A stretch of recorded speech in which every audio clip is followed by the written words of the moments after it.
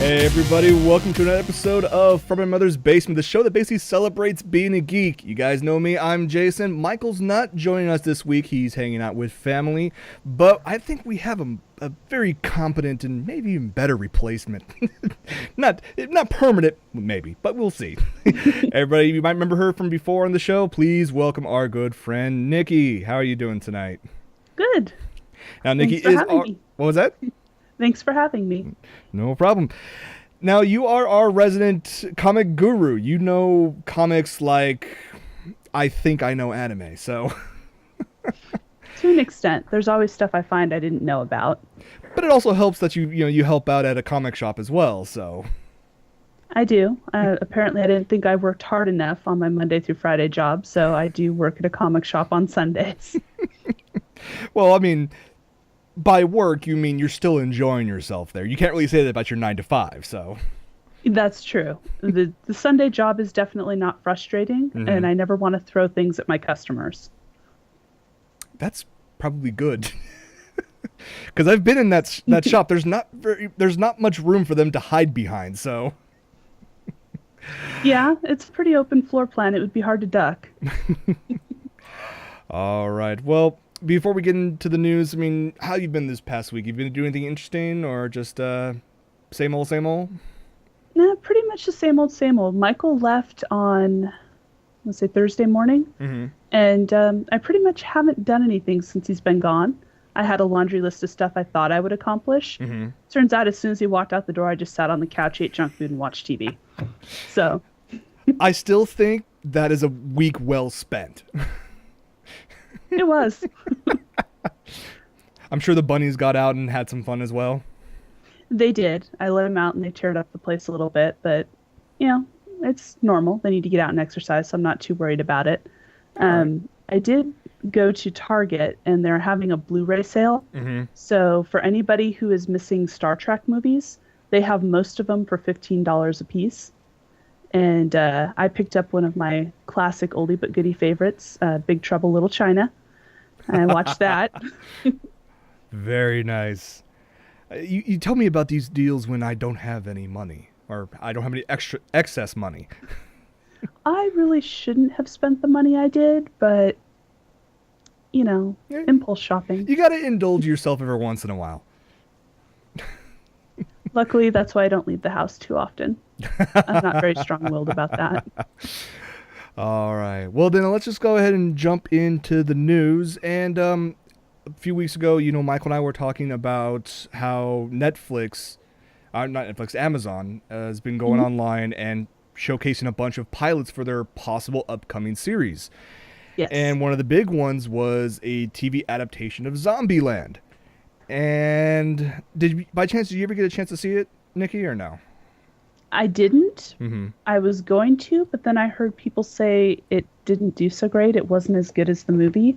Yeah. And I couldn't just accept something that wasn't at least as awesome as the movie. Yeah, I mean, I watched the pilot. I mean, obviously, none of the characters are there, but none of the actors and actresses from the awesome comedy movie reprise their roles for it. Obviously, they don't have the money for it. The acting was okay. The action was great. I was hoping for a bit more comedy like the movie, but it was kind of few and far between. When it hit it right. It hit it right on the head.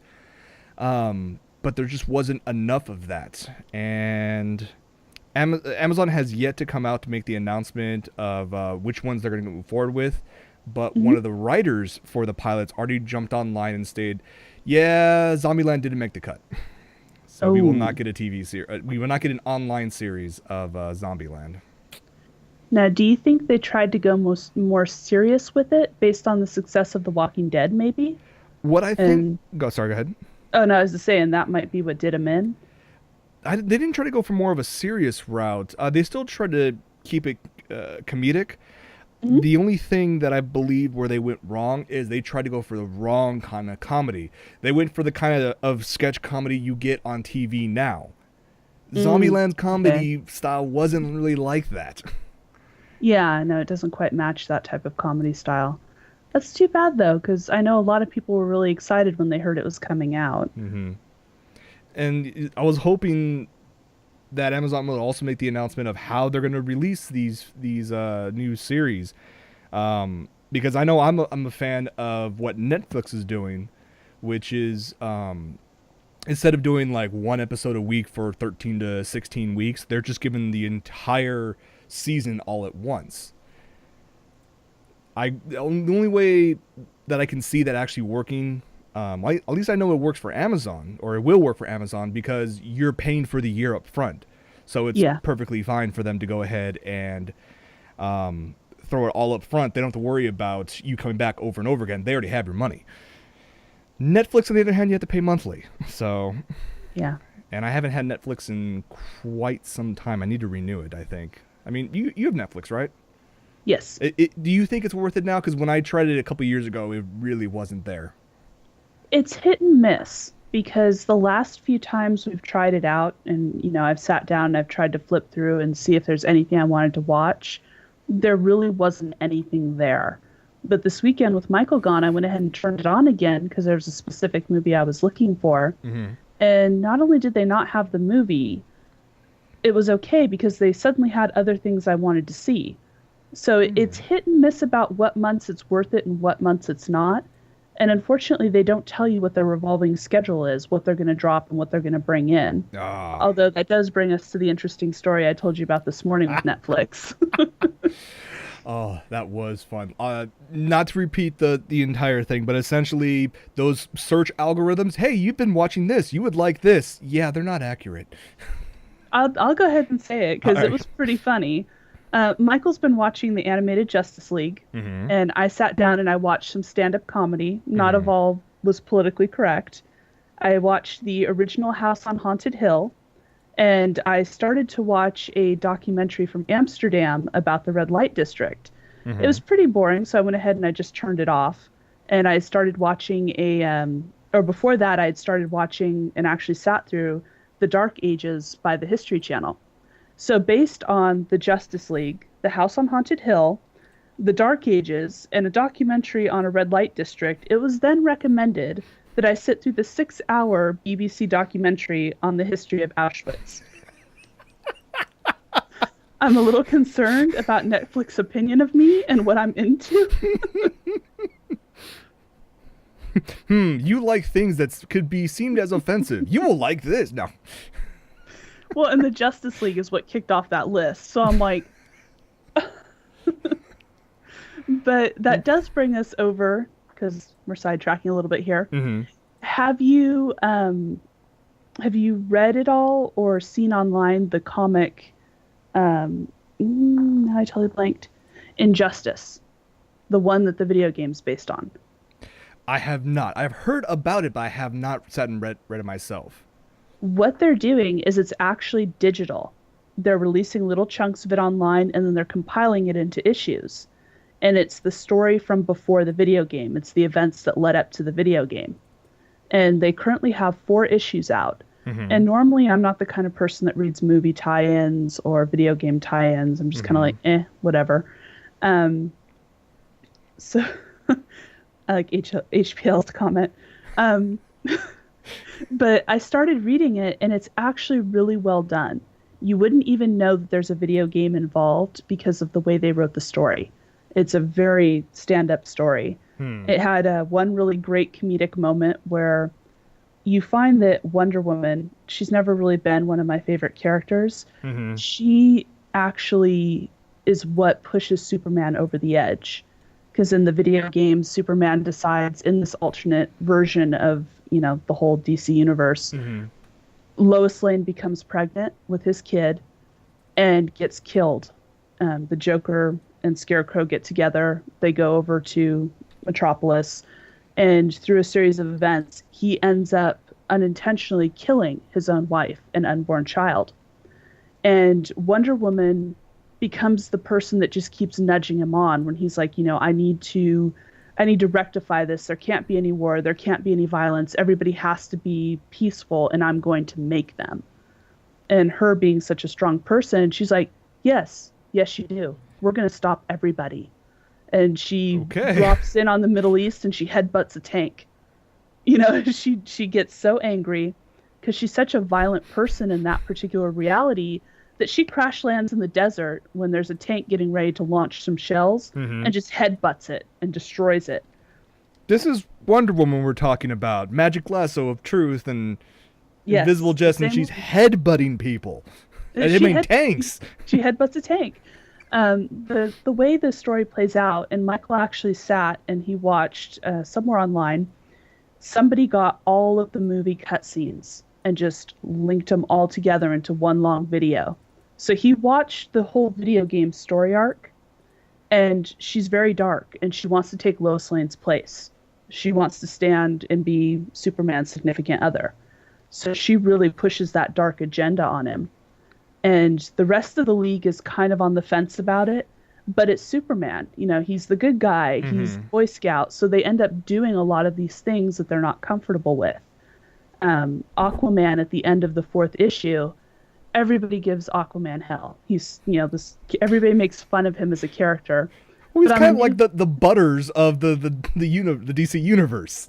he is, depending on who's writing for him. Mm-hmm. In the last Injustice comic, he stands up to Superman. Him and Batman are the only two people that flat out say, no, this isn't right.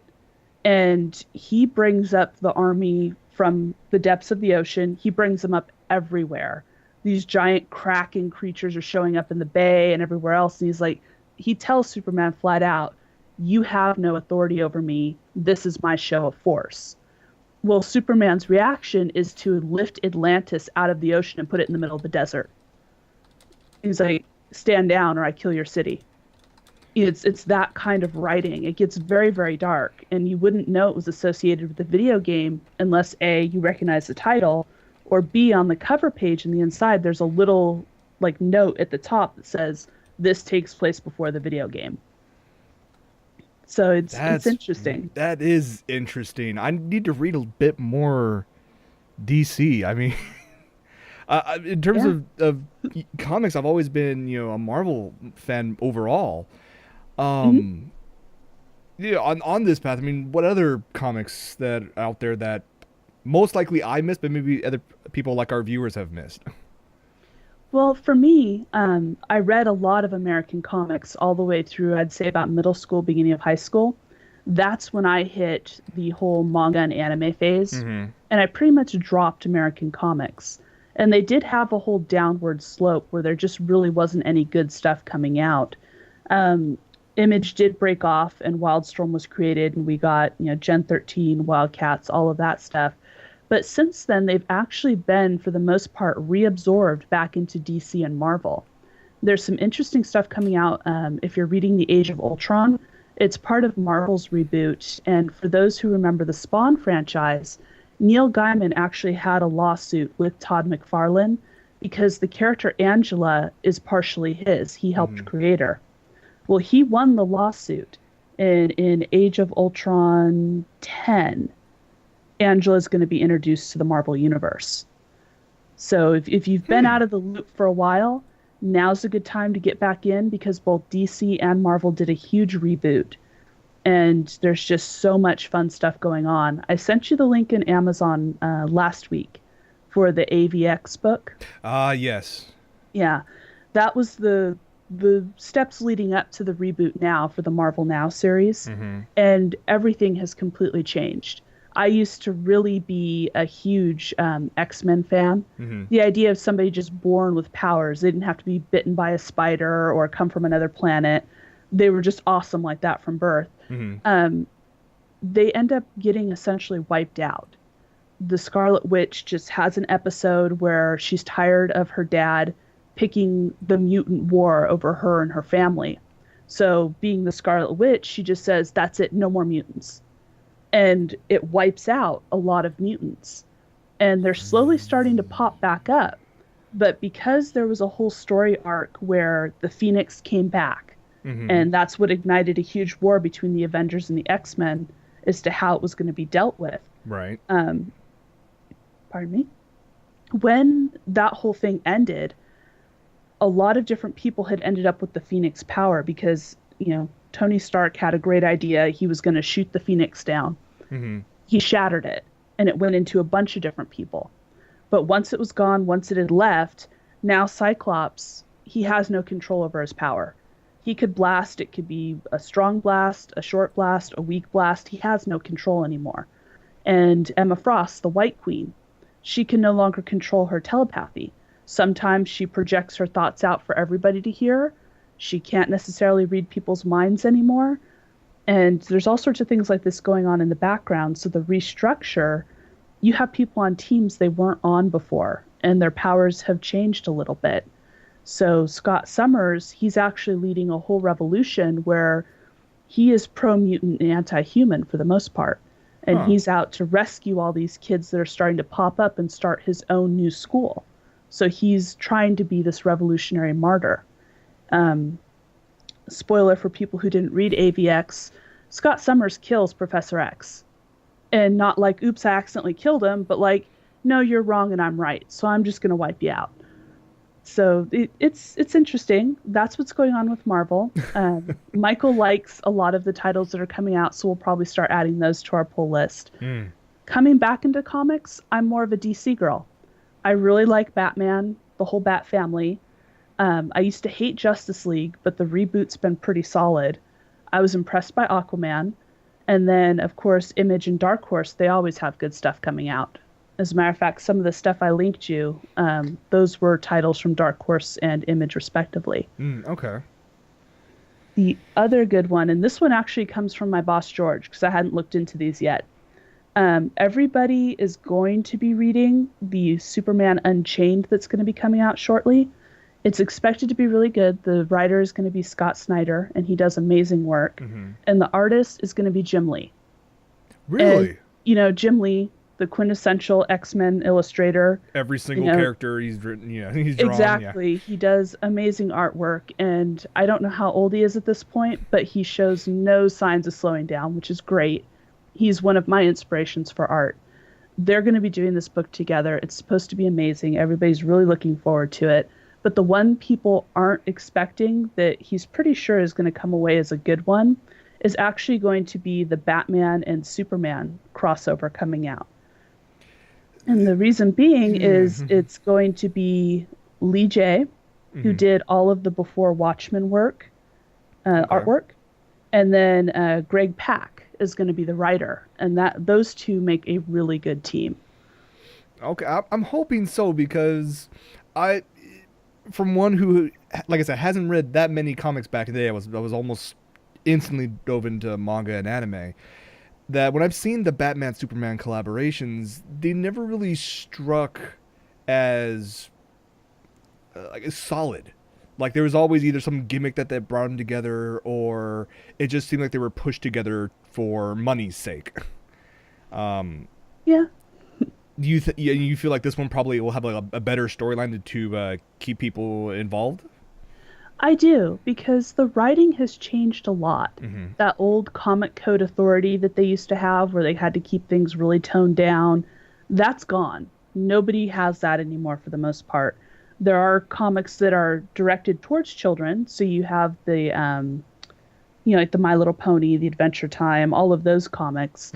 But all of the things that people thought were traditionally kids comics, like we still have families that'll walk in the door and they're like, yeah, I want a comic book for my 7-year-old, and oh, Superman's a kid's comic, right? Or maybe I should just grab Batman. And it's like, well, I'd highly recommend you flip through that first, because in that Batman, Joker rips somebody's face off, and they don't hide that. And then they go like, what do you mean? These are kids comics. And it's like, no, not anymore. When you look at the covers of all these comics, they're all rated teen. They're all rated, like 16 and up. Not due to nudity or sexuality, but just due to the darkness of the storylines and the violence. It definitely seems like storylines have taken, I guess you can say, a slightly more mature route than they were back in the day, because the core audience has grown up with it. So the whole Superman rescues dog from from being run over or something like that doesn't fly anymore. It always has to be, for lack of a better phrase from the Hollywood setup, dark, gritty, semi-realistic. I mean, is this just a trend that follows it, or are there actually others that kind of like buck that trend and something like really unique. They all follow that trend to their own extent. Okay. There's very few that aren't going to be extremely dark, Mm-hmm. but that's because they're trying to be a little more realistic with it. You know, one of the big questions they've always asked in comics, especially in the Batman storyline, it comes up quite often from different writers, Mm-hmm. is cause and effect. What if there was no Batman? Would we really still have a Joker? You know, things like that. And it's something that when Superman freaks out in Injustice and he just goes whole hog, Mm-hmm. he does rip the Joker's heart out. And he point blank turns to Batman. He's like, no, this was a game between you two.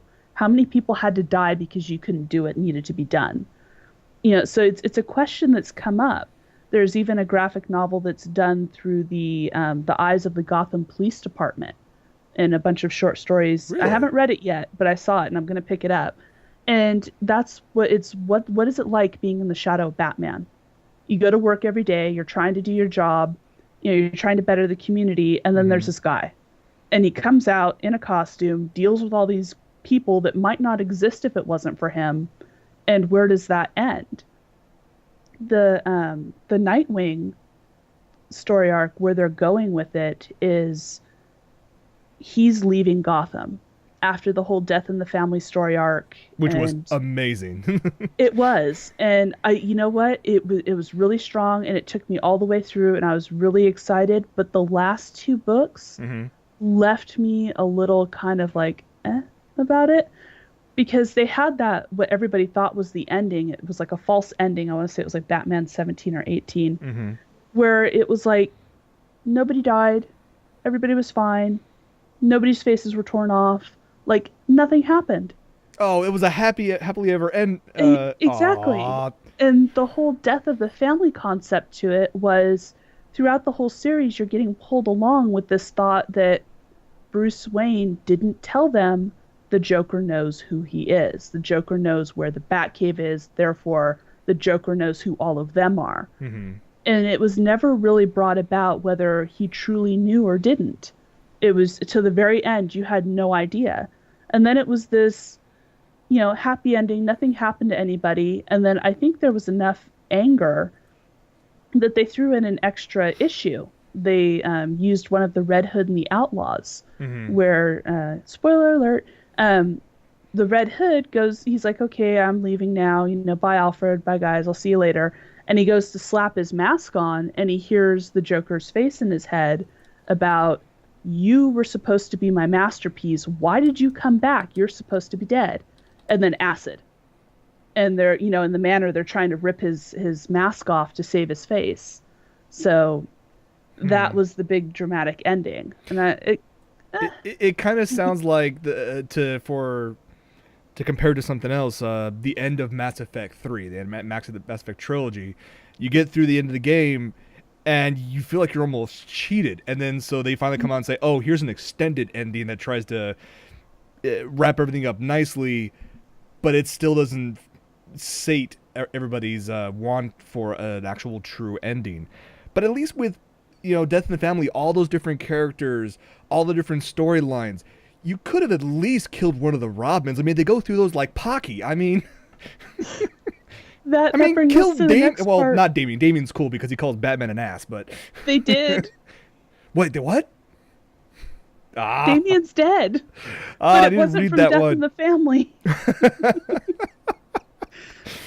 Right after Death of the Family ended, I believe it was actually in Batman Inc.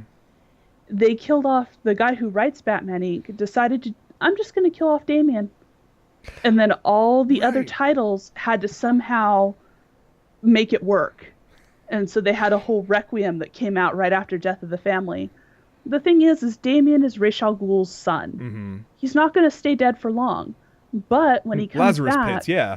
exactly. But when he comes back, he's going to be like Jason Todd. He's going to have issues mentally.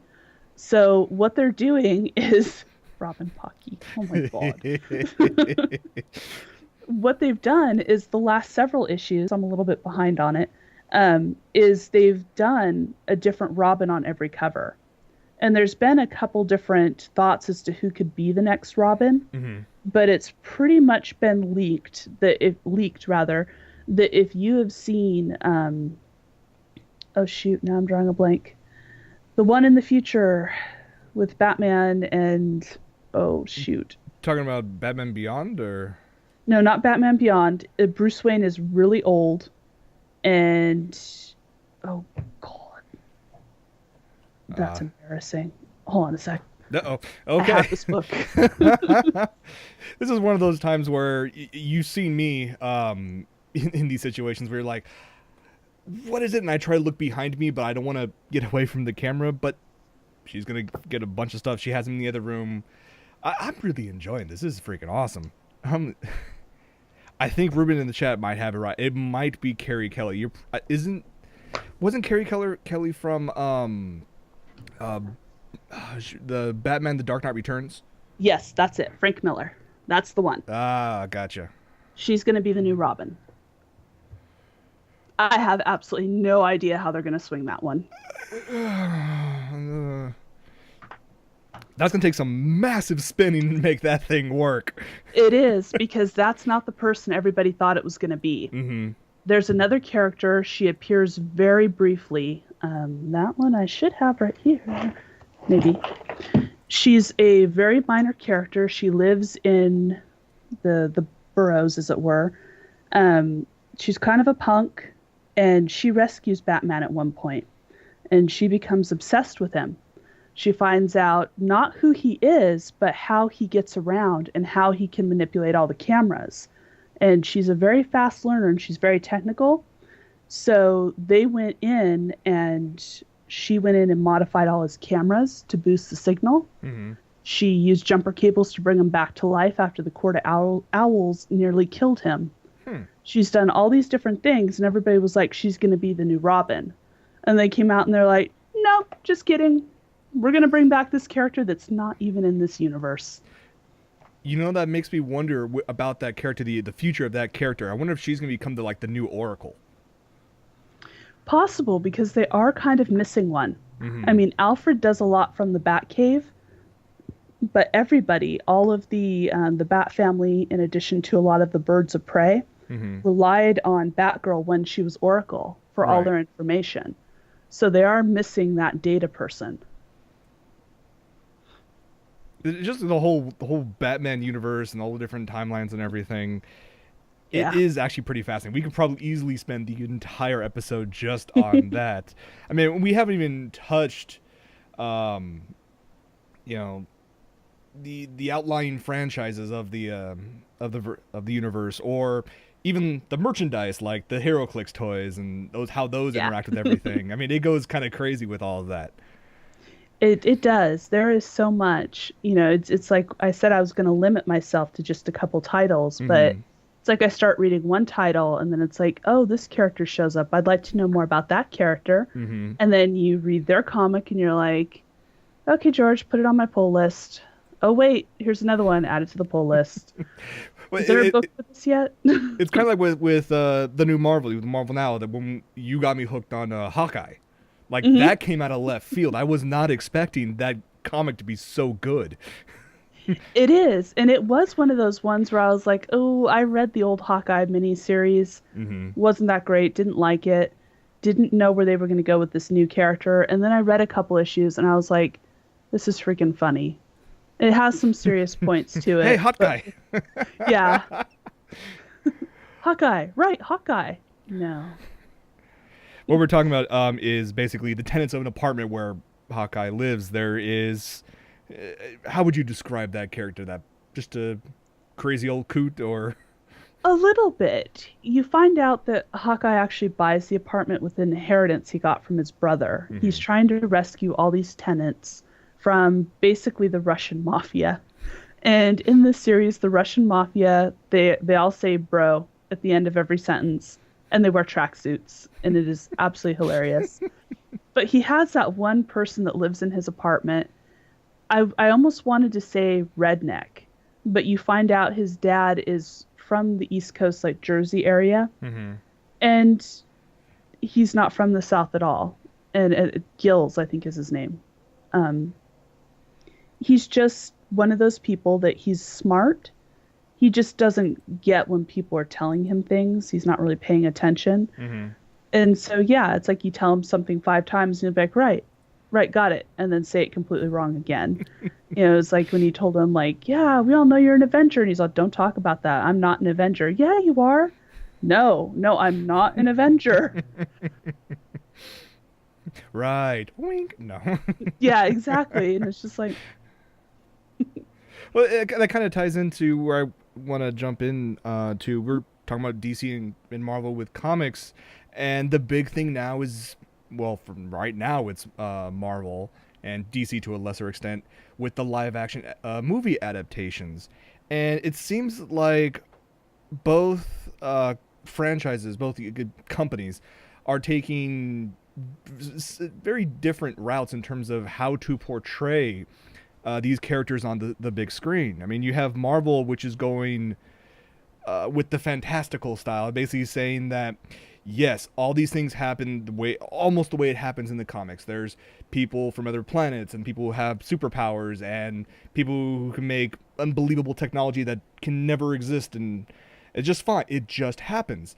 And then you kind yeah, of have the DC movies, especially with the Batman trilogy, that they have to find a way to ground it in our reality and almost bring down any of the fantastical style you would get in the comics, bring it down to a much more gritty style. I mean, do you agree with their path, their different ideas, or do you have an idea for where they should go? honestly, I think Marvel has it right. Mm-hmm. Marvel's making movies that are fun to watch. Yes, they're still a little bit dark. I Mm-hmm. mean, let's face it, Tony Stark's story is not exactly a light story with the arms dealing and everything else, especially right in the first movie, right out the gate. Mm-hmm. Um, but at the same time, it's a movie. It doesn't have to be dark and gritty. It doesn't have to be grounded in our reality. Mm-hmm. The point of a movie is to tell a good story and for some people to get away from what is our reality. Now, I love Batman. I really do. I love the whole Bat family. Mm-hmm. But they are paddling that sucker back to life to get as much out of it as they can when they have such a huge universe to work from. They did the Green Arrow as a TV series. Mm-hmm. There have been several Green Arrows. They could very easily take one of them and write a very good screenplay for Green Arrow if they wanted to. Um, the Green Lantern movie, Mm-hmm. it was fun, but let's face it, when you compare it to Captain America or Iron Man or Thor, Mm-hmm. it felt very badly done. But there's other characters. They're gonna do the Superman movie. I'm not a huge Superman fan, but I'll go see it just to take a look. Mm-hmm. But there are so many characters in that universe. What if they did a Teen Titan movie? I mean, look at how That well would be Kick-Ass did. kind of cool. I love Kick-Ass, so. Yeah, so I mean, do a really good Teen Titan movie. It doesn't have to be grounded in reality. There's no way there's going to be a bunch of teenagers living on their own in a skyrise with a yacht and everything else. It's not going to happen, but it doesn't matter.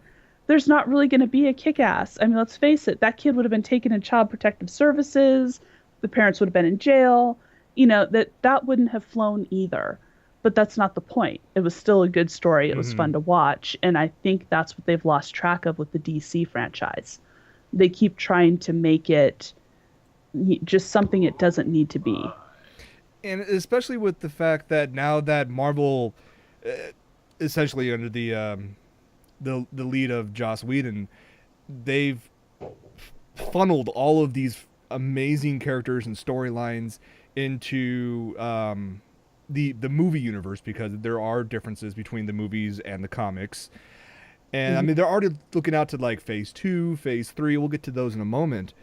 Um, because of that, and now especially with the Avengers making well over $1 billion worldwide, Mhm. DC feels compelled that they need to make their own version, which is basically going to be the Justice League.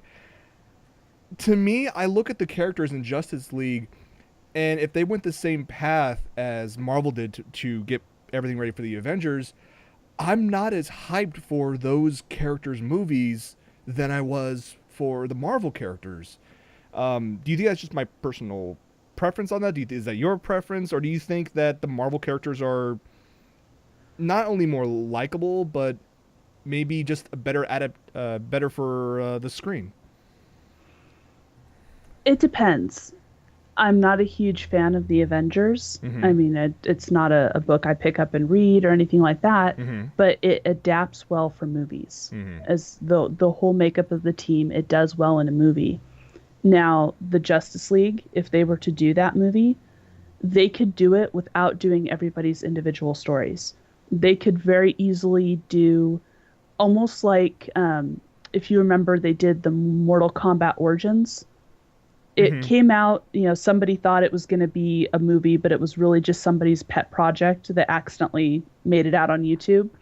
Um, That he was then got amazing. to it was I was like, oh my god, yes, finally they're going to redo this movie. But they released a DVD that had actual short clips of the origins of all the major characters. They could just as easily spend a good chunk of change and do a really good version of that and then just go straight into a movie. Because Yeah. honestly, I don't really give a rat's behind about the origin of Wonder Woman. I don't need to see the Flash's backstory. Mm-hmm. Let's just get to the point. Because knowing what their personality is all you really need. Because if they get people who write as well as the new 52 writers do, Mm-hmm. they could do an awesome script. It would probably do just as well as the Avengers if they can play off the characters the way they do in the book. When Green Lantern's talking to the Flash after he's just met Batman, we all know Batman's a very serious person. The Green Lantern is not. And the Green Lantern's also full of himself to no end. Well, he starts getting in a chest bumping match with Batman, and of course he gets distracted. His head's going everywhere, and Batman just pops his ring off, and he's like, "So how does this thing work?" And he's like, "Well, how did you get it?" And it's like, "Well, you weren't paying attention. I just took it off you." And he's talking to the Flash later, and he's all, "I met Batman." And he's like, "He's real?" "Yeah, and he's a dick." It's like there's that personality conflict and just that interaction. It would make a good movie on its own. They really don't need to do all those leader movies. That would just really kill it. Hmm. If they were going to do movies based on individual characters, I think they should really pick some of the better books that have been written and just do those. Don't worry about tying them into Justice League. Just do the movies. Yeah, I mean, I agree with everything you're saying about that. The backstory of the characters for Marvel, I mean, they work out like you said. It translates well to the screen. Yeah. DC characters, I mean, they're still interesting, but they don't translate as well. And especially for the fact that DC is going for a more grounded approach over escapism, Yeah. doesn't blend well into a superhero genre, especially for the screen. I mean, look at there's a number of fan movies out there. There's some new ones that are just will be released very soon. There's some trailers out right now for Daredevil and The Punisher, and those get really gritty. And those, but the thing is Yes. that grittiness and that realism works for those characters because, well, the Punisher. I mean, he's just a guy, a very angry guy on a rampage, essentially. If Um, they do them right, yes, mm-hmm. those would be amazing. You have to cast the right Elektra. I'm You sorry, the really do. standalone Elektra movie, that was like the standalone Catwoman movie. Oh, I guess each company needs to have their fluke, and there you go. That's Yes. their fluke right there. They will never make their way up to the screen probably ever again. Just like the issues with Marvel, they finally got the rights back, at least the movie franchise rights back for I think Ghost Rider. Hmm. And in a recent interview, um, they basically said, "Yeah, we have the rights back. Are you going to see another movie with them? Probably not." I mean, Ghost Rider. You'll probably won't see another Blade for quite some time. Um, but at the same time, though, you can possibly see maybe an Inhumans movie, or well, we know they're making Guardians of the Galaxy, and I'm so looking forward to Yes. that. I want to see Rocket Raccoon. If you guys have no idea what we're talking about, hit up your local comic store, ask for Guardians of the Galaxy. You will thank us later. I Um, think DC is doing good and where they're they're really getting ahead Mm-hmm. is the animated features. Now, I've seen a couple I. comments pop up in chat about it. Mm-hmm. Their animated movies are doing well, and I have one I want to see. Which one? Which one I is don't know if you can kind of see that. there's glare. I can't see what it says. Oh, well, it's Superman Red Sun. It's an Ooh. alternate universe. What if Superman landed in Russia instead of Kansas? Ooh. Okay, I need to watch that next time I come over. I agree with you. The animated movies from the DC side have been great. Um, Even like not only talking about the dialogue or the story, but they actually cast great voice actors for a number of the characters. Um, Mainly, I would think that comes to mind Joker.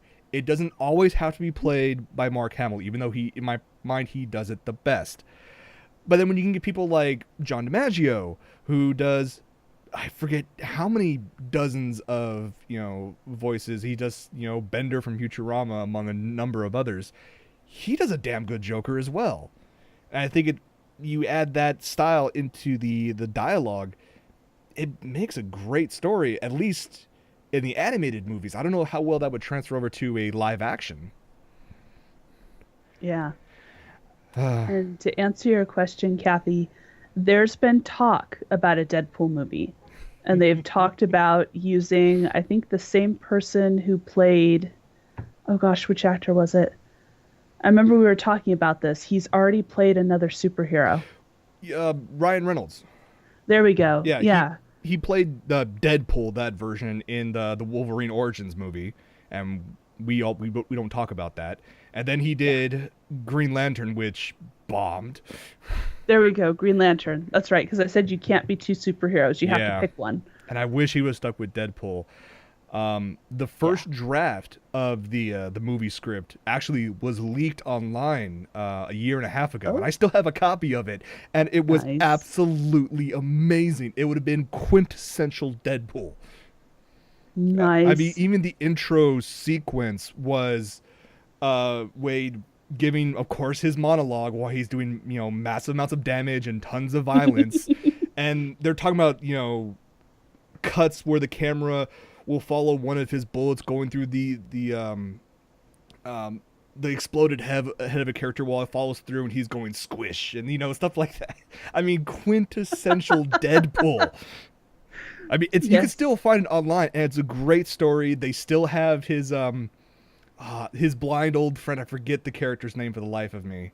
Oh, Um, right. Yeah.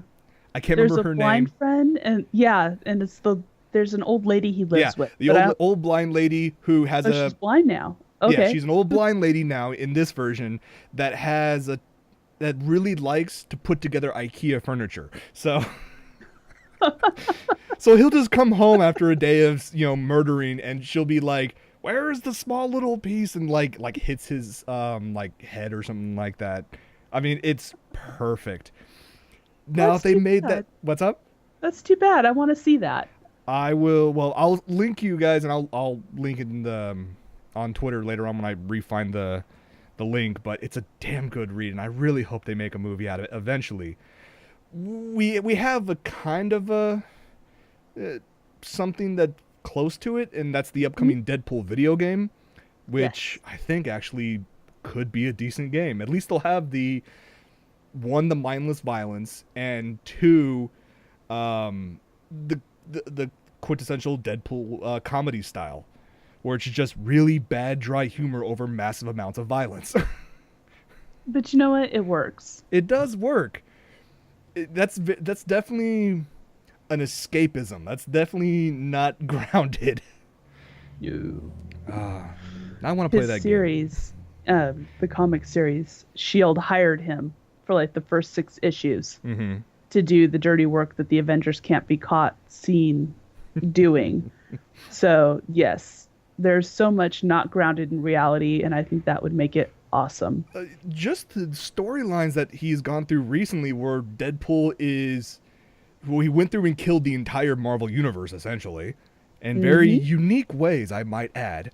Yes. But then he goes off, and I forget the reason why. It doesn't matter what it is, but he goes off and starts killing like the world's greatest literary characters like Moby Dick, and he goes off and so good.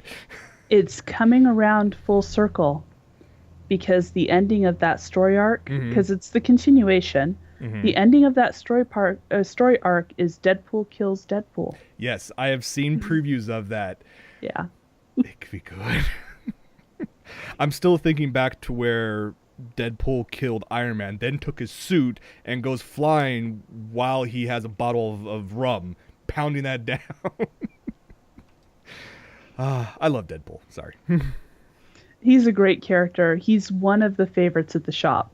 He is one of the ones that, hands down, nobody comes in and says, "Oh, I don't like that Deadpool character." Yeah, I've yet to come across someone who says they don't like the character. I've came across one person who stated they didn't like the abject humor that's forced into every scene, but that's kind of the point of everything. Yeah. Oh well. Um, Going back to the comics before we get to the cool figures. Mhm. Um, you actually were talking about some possible new comics coming up that either are flying under the radar for many people, myself included, or just ones from past series that everybody has missed, but they really need to go back and read. I did. The ones that are coming out is going to be the Batman and Superman team up under the New 52 banner. Mm-hmm. And the one that everybody's expecting is the Superman Unchained. In terms of backstory, the Red Sun, Mm-hmm. this is one that we've had a lot of trouble keeping in stock, even for people who don't like Superman, just because the concept of the alternate universe and what if we didn't get Superman? What if the Russians did? Mm-hmm. And where that could possibly go. Of course, the quintessential Frank Miller work on Batman is always good. I picked up the Batman Year One book, and I'm going to be reading that this weekend, or this week rather, as well. Um, for new comics that are coming out, stuff that just hit within the last week is Non-Humans. That one's back out. Mm-hmm. This is number 3. It took a long time, but it's going to be worth it. Um, for those who haven't heard about it from them before, that one is very much a Blade Runner type of future where a virus has come out and it affects mostly children, and their sense of imagination can give life to inanimate objects. So Hmm. now you have the whole argument of what makes a human, where do the rights of these creatures stop and start. A lot of them want to raise families, but what we started doing is forcing drugs down kids' throats to kill their imagination. And all of these creatures that have been created out of children's imaginations have all had to be registered, tagged. They're being watched now. So it's very much a science fiction piece, but it's been really enjoyable to read. And it's normally Michael's thing, but I'm rolling with it, and so far I'm really liking what I see. Hmm. The two that came out that are very similar, I think I sent you links of both. I have comics piled everywhere, so give me a second. That's fine. I have manga and anime piled everywhere, so. There is this one, which is out by Dark Horse. It's called Dream Thief. And you should have, yep, there you go. That's the cover for it. And it's very much a guy who he wakes up and he doesn't know where he is, how he got there. But that happens every time he wakes up. When he falls asleep, he goes on murder sprees. What? Yeah. But all of his murder sprees are he wakes up and suddenly he has the memories of somebody that he doesn't know. And it's very interesting because when he goes on these killing sprees, it's usually in the name of kind of a backwater justice, if you would. So without giving away too much, there's a girl who's involved in most of the book, and she had a home break-in. Mm. And she was left very traumatized by this home break-in, but what you find out later on in the book is she killed somebody, and she hid the body. And she the person she killed, she thought was the person who broke into her house, but it wasn't. It was an innocent person. So he falls Oof. asleep on the couch, and when he wakes up, his girlfriend's dead. And he remembers he did it. He has all the memories of the guy who was innocent that was killed, and the circumstances around that person showing up in front of her before she killed them. And so every time he falls asleep, he wakes up in some other place. He Wow. doesn't know how he got there, but he'll start to remember. And the mask that you see in the picture, Hmm. he wakes up wearing that. He didn't go to sleep wearing that. It's just there. He even tried to bury the mask, and he wakes up. He's killed somebody, and he's wearing it. Holy crap, that's awesome. It is. It's pretty wild. And that's issue one. It just hit. We're already sold out of it, and we have it on reorder. Hmm. So if you're probably going to have to move fast. It's one of those ones that people weren't really expecting. It flew under the radar. Hmm. The second one, very similar title. The first one was The Dream Thief. This one is The Dream Merchant, and I think I linked you Hmm. a pic. There you go. And the boy or the man actually in that cover, when he falls asleep, he goes to this, it's always the same place. It doesn't look like anywhere he's ever been before. Nothing ever happens, but he keeps going there. He ends up being admitted to a psychiatric ward, and come to find out by the end of the comic, the place he's going in his sleep is a world that's been destroyed, and nobody's supposed to remember it's there. But one of his therapists took him too deep into the dream regression, Hmm. and he ends up being chased by the people who are supposed to make sure nobody remembers that place existed. It's another world of some sort. They don't That comes out in the last couple pages. That one's really slow to get started. Hmm. Not like the first one. He's waking up not remembering anything in the first couple pages. He's buying pot. He's talking to his girlfriend. Like that one, just start to finish, stuff is happening the whole way through. Hmm. The second one, it's a much slower start. So I'm not sure how I feel about it. It's a good story and concept, but I'll have to see if it drags out this long in the second issue. Probably going to drop it. Hmm. Well, the first one definitely sounds interesting. I will be definitely checking that one out. Um, in terms of the pacing for it, it kind of reminds me of another relatively new series that you turned me on to called Think Tank. I Yes, love Think Tank. That thing is amazing. it is. I love that book. That was another one that everybody at the shop was like, oh my God, this book's so amazing. And I looked at it and I'm all, eh. And then one day it was really slow, and I sat down and I was flipping through it, and I'm like, holy crap. Okay, Michael and Jason are going to want to read this. I got to pick this one up. Yeah, you weren't kidding. I mean, I will read comics when I come over. Well, Jason, what do you do on a Saturday night? I hang out with friends and read comics. Yes. And I absolutely love it. And then there's just a few like Think Tank where I just after I read it, I instantly went out and I had to own a copy of it for myself. It was Okay. that good, especially with the addition of actual tech that like DARPA's working on and seeing how it could be used, using this comic as a medium.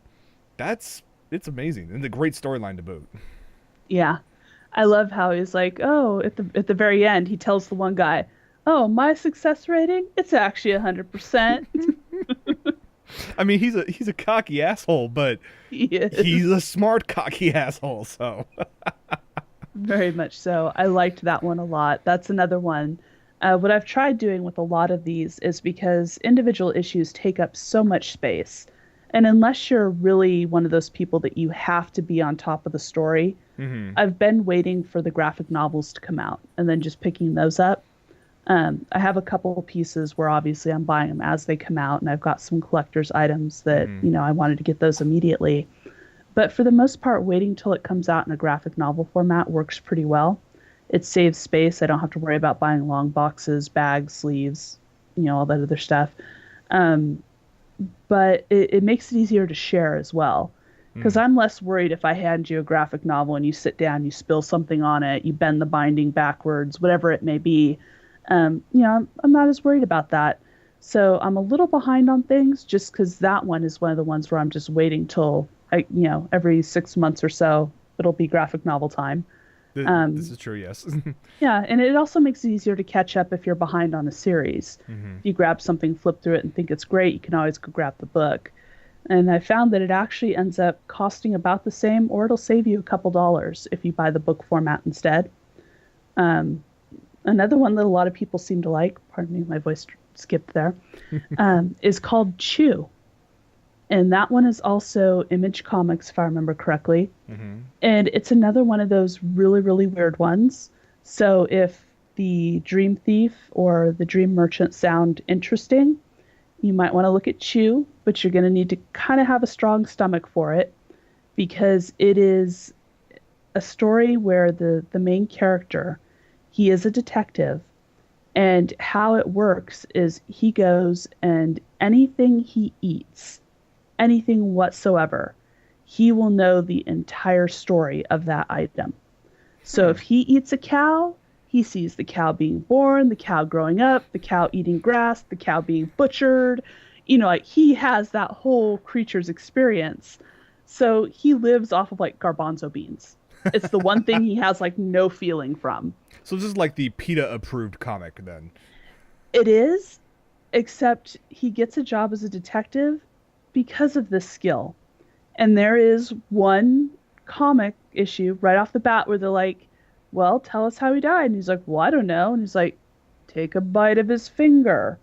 And he's like, oh. Okay, that's cool. So he has to take a bite out of people. And he's just, oh my God. That's a nice So, twist. I really like. yeah. I So would there's not another expect that. one. There's another one on that odd scale for you. Oh, that's cool. All right. Well, it looks like we've been talking so much. It's been an absolute blast. We haven't even got to other topics that I had lined up. Like I know DC has a whole new figure lineup where they're taking a lot of their classic characters and putting up in classic pinup poses. Yes. Fables, that great comic book series, is actually getting a video game from Telltale Games. That'll We'll be get to interesting. we'll get to those, at another episode. But like we always like to end these shows with, what have you been watching this past week? Ooh, okay. Most of the time when I turn on the TV, it's because I'm knitting and I need something mindless. Mm-hmm. So I'll be honest, I watch a lot of documentaries. Mm-hmm. There's was like Mountain Men on the History Channel, Deadliest Catch, and then I have the really stupid stuff. So I will watch World's Dumbest Criminals and stuff like that on True TV. And then I picked up the Blu-ray for The Man with the Iron Fist. I Mm. shouldn't have done that. I regret that. Really? It, it would have been good, and I would have had no qualms if RZA had backed off. He Yeah. he Good was point. Good point. I was rolling with it all the way to the point where he did his flashback.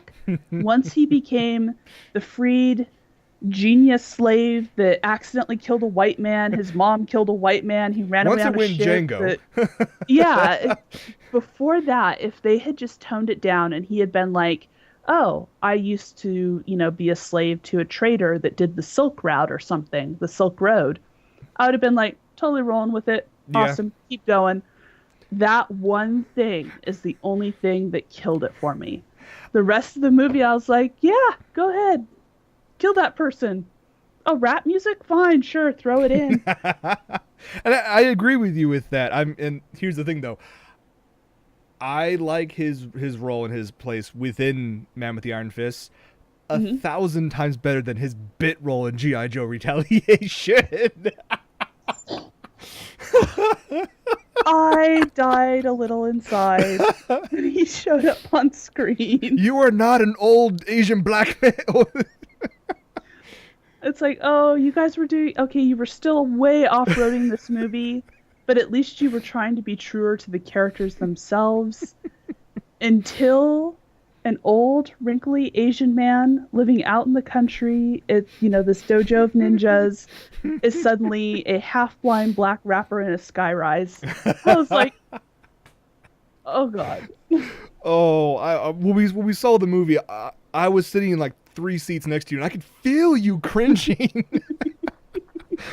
Oh, as for me, I just been, as always, just been trying to catch up on a crap load of anime because I'm actually watching a lot more than this season than I usually do. I usually by this point have uh, gone down to maybe 2 or 3 seasons. I'm watching like 7 still. It's kind of weird. It's gonna get real expensive for me once these things start hitting Blu-ray and DVD. Yes. Thank you, Sentai Filmworks, which is picking up a crap load of stuff recently. But I'll get to more of that in Anna Break on Wednesday. But I think that's going to be it for this episode. Nikki, thank you so much for jumping on this week. Nope. We need to have you on more often. We need to have more episodes like this where we can just geek out on comics because we don't do that as much on this show that we should. Well, I have to say, Michael likes comics when you can get him to sit down and read them. Mm-hmm. As I read them, I move them to his desk, and then he moves them back to my desk. And I say, "Did you read these? Can I file them?" And he goes, "No, not yet." And it's like, half of these are stuff you wanted. Yeah, I know, I just haven't gotten around to it yet. And I'm like, I know you're not talking to customers between 9 p.m. and 2 a.m. Read. Read faster. Well, he has to get his wow in, you know? Yeah, he does. I think he's maxed out his rep with everybody at this point. So he might slow down then. Yeah. I hope so. Oh my God, I hope so.